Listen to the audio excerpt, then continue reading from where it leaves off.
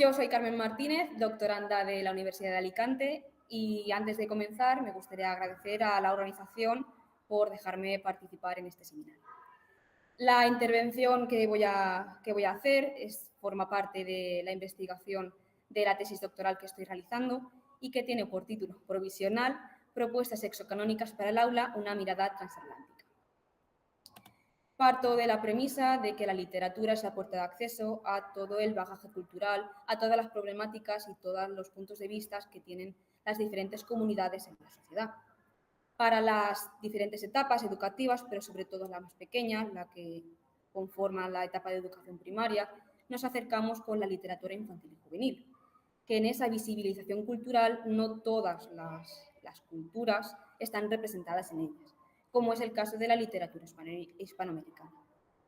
Por tanto, esta tesis, esta investigación, sigue la estela de trabajos como el de la profesora Ruiz Bañuls, Desfronterizando lecturas, propuestas exocanónicas para el aula, del año 2023, o de la profesora Fernández Cobo, de la Universidad de Almería, de la enseñanza de la literatura hispanoamericana.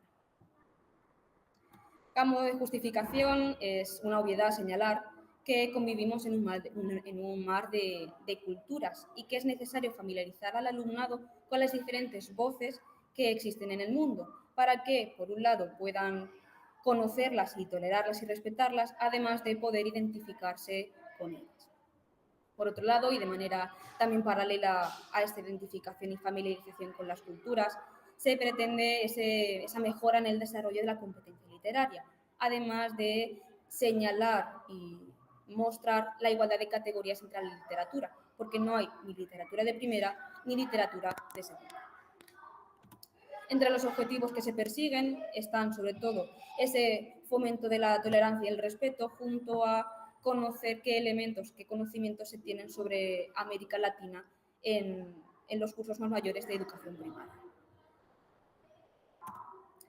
¿Y cómo comenzamos todo esto? Con la didáctica de la lengua y la literatura, que es la que nos da las herramientas y las estrategias a los profesores para la comunicación, ya sea literaria o lingüística. De manera mucho más específica de la literatura,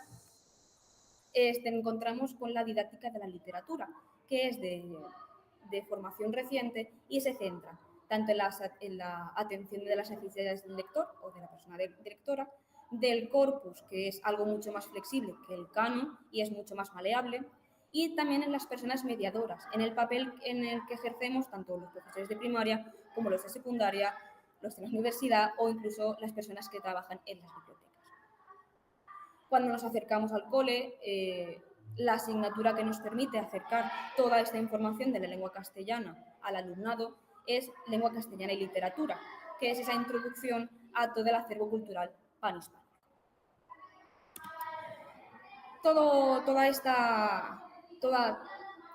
Toda la implicación de la didáctica de la lengua y la literatura está enfocada a mejorar la educación literaria, cuyo objetivo es la creación de esos lectores competentes que debemos formar en nuestro alumnado.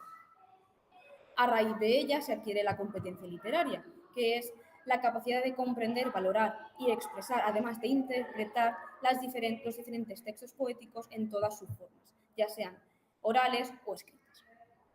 Uno de estos elementos importantes es el intertexto lector, que es ese bagaje cultural, esa mochila que cargamos con todas nuestras referencias culturales y experiencias a lo largo de toda nuestra vida y que nos permite interpretar todas las referencias que nos encontramos tanto en los libros como en las obras o incluso en lo multimedia. Como apunte, debo señalar también que a lo largo de los años, sobre todo en los más recientes, se ha pasado de una enseñanza, un enfoque educativo historicista, donde se estudiaba todos los autores por año en lugar de estar en contacto con el texto, a un enfoque mucho más comunicativo, mucho más cercano al texto, donde se manipula las obras literarias. Y es en este momento donde entra la literatura infantil y juvenil, ya que es ese peldaño, esa escalera que permite al alumnado acceder a todas esas características culturales y literarias.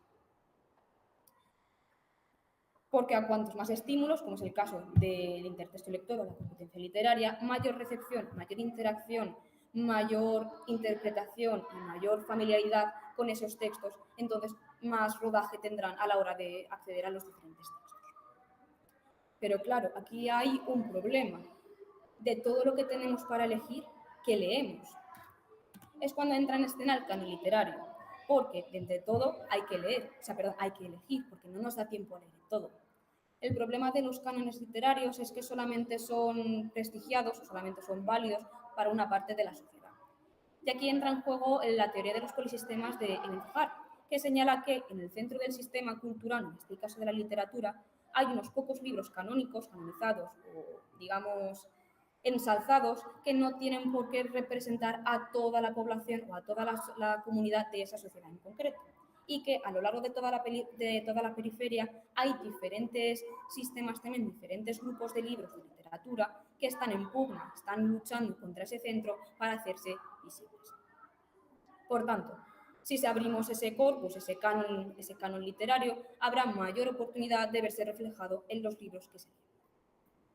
¿Y qué papel tiene la escuela en todo esto? Pues es la que decide qué se lee en las aulas, porque si bien es verdad, es una obviedad también, que en las aulas es donde más oportunidades tiene el alumnado de leer, de decir qué leer y en qué momento.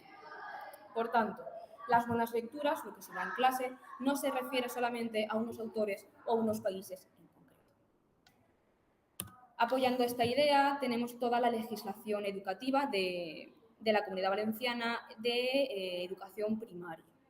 En resumen, y viendo toda esta imagen, la inconcreción del currículo permite al docente que aporte toda su información, toda su bagaje cultural dentro de las aulas, porque el que no esté mencionada Hispanoamérica no significa que no pueda estar en las aulas. Aunque sí que se hace mucha referencia a la educación intercultural o a la educación cultural en general, que es el siguiente apartado. La cultura se considera un bien simbólico de un colectivo y a lo largo de diferentes años, de los últimos años sobre todo, se ha pasado por diferentes etapas en la educación cultural. Primero con la multiculturalidad, que es la convivencia sin relación alguna entre las diferentes culturas, como si fueran grupos aislados, pasando a la interculturalidad, que es la mezcla de esos grupos, y por último la transculturalidad, que es de la interculturalidad, de la relación entre las diferentes culturas, nace una nueva cultura que mezcla diferentes aspectos del resto. Pero claro, aquí está el reto educativo, incluir toda esa diversidad cultural dentro de las aulas, respetándose y tolerándose entre ellos. Y aquí tenemos dos de los modelos más famosos que existen, los modelos intercultural e intercultural, que son prácticamente iguales que los diferentes conceptos de multiculturalidad e interculturalidad. En cuanto a la identidad cultural en literatura, María Bermúdez Martínez y Inés Tamena señalan dos conceptos que son bastante acertados, porque tenemos los libros ventana, donde nosotros, tanto como docentes como el alumnado, se asoma a otras culturas, como los libros espejo, que es donde nos vemos reflejados nosotros mismos. El problema de estos libros ventana y estos libros espejo es que están hechos normalmente desde la perspectiva europea, representándose solamente una proporción de lo que es la sociedad. Por lo que la parte de identidad, de identificación, de familiaridad con las diferentes referencias no se llega a hacer de manera significativa, porque el sentimiento de pertenencia y la búsqueda de modelos rompe con la cultura madre que ya llevan, sobre todo las personas migrantes que llegan a nuestras aulas. Por tanto, debemos fortalecer esa mirada, acceder o permitirles acceder a las diferentes miradas críticas y autocuestionarse sobre si lo que están leyendo, lo que están haciendo, lo que están viendo en las aulas es correcto y se deberían empezar a cambiar su forma de comportarse. Los siguientes pasos que se van a llevar a cabo a lo largo en esta tesis son preparar un cuestionario, va a ser un cuestionario a los últimos cursos de educación primaria, enfocándose en quinto y en sexto, que son los más mayores y los que más competencia literaria tienen. Una vez que tengamos las respuestas, se elaborará un corpus de literatura infantil y juvenil y después se hará una intervención didáctica con ese corpus. Y eso sería todo. Muchas gracias por su atención.